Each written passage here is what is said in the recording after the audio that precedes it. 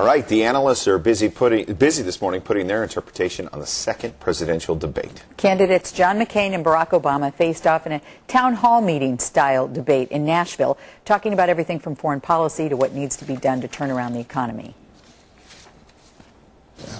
I am confident about the American economy, but we are going to have some leadership from Washington. We can fix our economy. Americans, workers, are the best in the world. They are the fundamental aspect of America's economy. Political analyst and North Central College professor Stephen Caliendo joins us now. Good morning. Thanks for being here. Good morning. Everybody said that the town hall style format would favor McCain. What do you think? Did he Not do a so better much. job? Not so much. I mean, the thing is, if this format would have been earlier in the campaign, it might have helped McCain. But with McCain behind in the polls, he clearly looked agitated. He looked nervous. He didn't look comfortable throughout most of the debate. And so I think if he would have been forced to stand behind a lectern or a podium and look more presidential, it might have been better for him last night. But wandering around the stage aimlessly, it looked like at certain times, certainly didn't help him last night. Well, any major mistakes by Obama?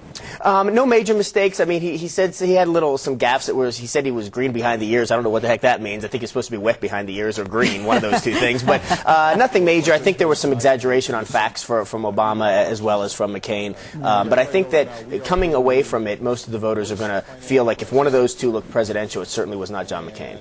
Well, last night they certainly talked about the economy, but also the candidates discussed our enemies. They talked about countries kind of caught in between and how they were dealing with it. Here's what they had to say.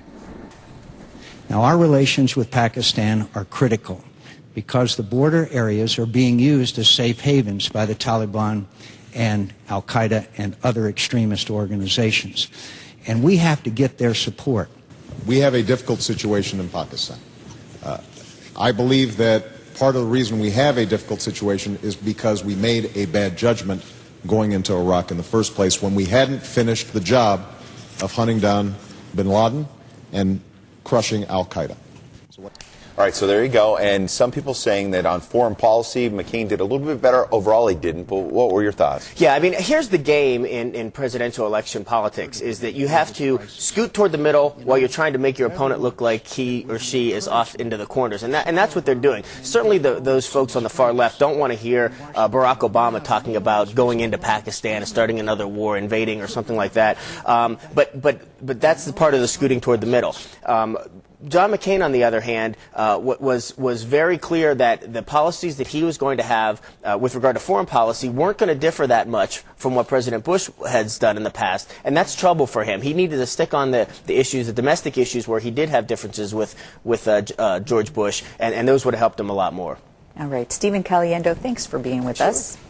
And today at work, you can check out our interactive view of the current electoral college map. You can create your scenarios for each candidate to win.